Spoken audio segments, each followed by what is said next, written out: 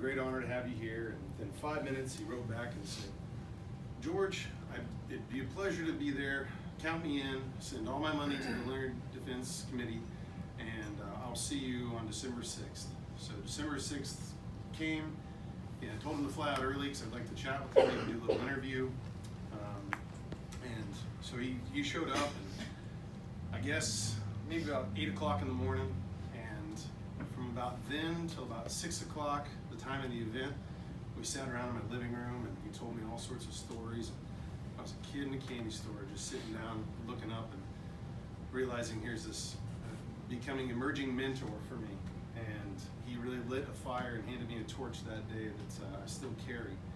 And we were late to our own event because we were sitting there and everyone was wondering, oh man, George's been doing this thing for months, where is he? And Harvey and I stumbled in, and probably about 27 coffees later, we had a wonderful time. And after that night, he said, George, what are you doing when you graduate? Just a few months later, I said, I'm not really sure. So I know what you're doing. You're coming with me.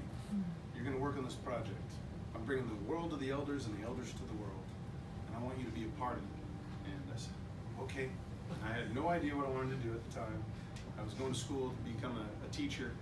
And that thought was quickly passing because I really wanted to work with Harvey. And there was something about my spirit that told me he was someone that was going to help guide me in my next stages in life. And we worked together, we traveled around, met elders, and he would basically, I was the multimedia man. He would sit down and he would ask a question, what would you like to share with the world? Is usually what he would start with the elders. I would record the video camera, make sure it didn't run out of tape, and over here the audio recording, I did every single thing, and he would just sit there and smile and nod, you're doing good work, George, you're doing good work. Go get me another coffee. So I would. There's many nights we stayed up with elders 2, 3, 4 in the morning and just trying to capture everything we could until our tapes went dry and our eyes were dry as well. And from that point too, we started a publishing company together in 2004. He had went through I think 35 different publishers before someone finally accepted the Peltier book, the prison writings book. And he said, George, why don't we just do this on our own? I said, okay. So I went and took a course on publishing company and basically tried to figure out how to do this on our own. And we spent about 2 years, many days in the basement. Lorraine would bring us back snacks and stuff and kind of keep us fueled and lots of coffee. And we worked together on the book and put it out. And it is one of my most treasured times to be able to put that out. And from there we had a few other books that we put together. One with Edna Gordon, Voice of the Hawk Elder. We worked with Orville Looking Horse and put together another publishing of his book, White Buffalo Teachings. We did a couple audio recordings that he had done previously with some artists, and we put together books on CD, and one of which won the Native American Music Awards for Best Spoken Word, which Harvey was very proud of. You know, of course, Harvey, as soon as he got an award, all he wanted to do was hand it out to somebody else and pass on. He said, don't focus on me, focus on everyone else. And that was kind of something that I learned from him, that what he did was he opened doors. He was a bridge keeper, he was a wisdom keeper, he was an elder. But he would open up doors for people, go and tell their stories and pass it on to the world. And he was that caretaker of someone's words, of their stories, of their spirit. And he just wanted to share it out. It's like a firecracker. He'd get this information and just blow it out to the world. And he was always saying he was training me to carry that torch. He wanted me to kind of be his little rabbit, he said, and to hop along and do his work.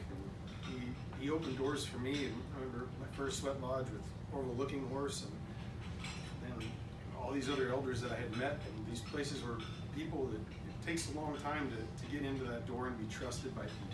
But because I was with Harvey, they already took me in. And he was like a father to me, grandfather to me, best friend to me. I miss him. I always will. And one thing he used to always tell me, write that down, George. Write that down. At the time he'd say something profound. It wasn't always profound. He'd always ask me, write that down, George. You gotta put that in the book. You gotta put that in the book. And he asked me for something that was a tall task. I really need all your help. He asked me to write his book. his book. And now we have the title. Thank you. Yes. We really have the title now. And I ask for all of you to come up to me at some point when I'm able to see my screen clearly and I can type in email addresses and phone numbers. And I want to put his book out and honor him. He's honored so many other people. And it's a tall task because he's such an amazing man. And if I can do a tenth of what he did for other people, I'd be proud.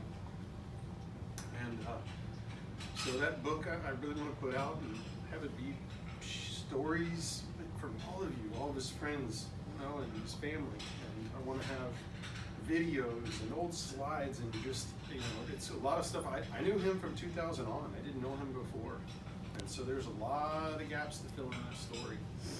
And I ask for you all, and I'm sure many of you have different recordings and pictures and things too. So I'd like to put that together in his honor.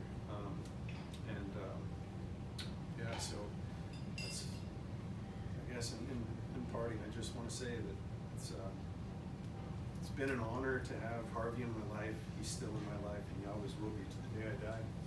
And I want his words and his spirit to echo out into eternity and touch other people's lives. And that call to action that he talked about, like, we really need that more in this world than ever. He had a way about him to go and capture and encapsulate the spirit of different people and different cultures that he went and met with. And I think in this world where we are right now, we need to really be able to understand other people and other cultures so that we really understand we're under one world umbrella. We're all here. We're all the same humans.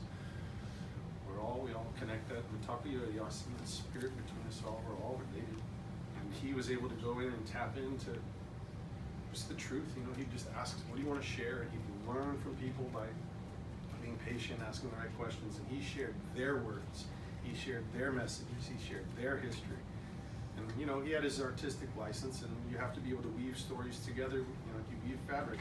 He was a threader. He would put those things together and present it to the world. I admire that. Just beyond amazed at his ability to do that. And I think that we all need that more than ever right now. And so, like the call to action too. Anything you feel like you can do so. Harvey's spirit will always be behind us in all those things. And it was an honor to be here today. I'm so glad to be able to see so many faces. And there's a lot of people who I hear stories about someone I hadn't met yet. Oh, that's you. You told me about it. You told me about you. And now to be able to see and meet people in the next couple hours is the ability for us to have a reception together and meet each other. And I'm sure there's a lot of threads that he threaded all of our lives together. All of our lives. And like he would say when we were watching the Redskins together, ho! I just think of that too. Harvey Arden. And I just, again, I want to say thank you very much. And it's a pleasure to be here. Thank you for inviting me and letting me say a few words. Oh, can I talk to you, yes? Oh.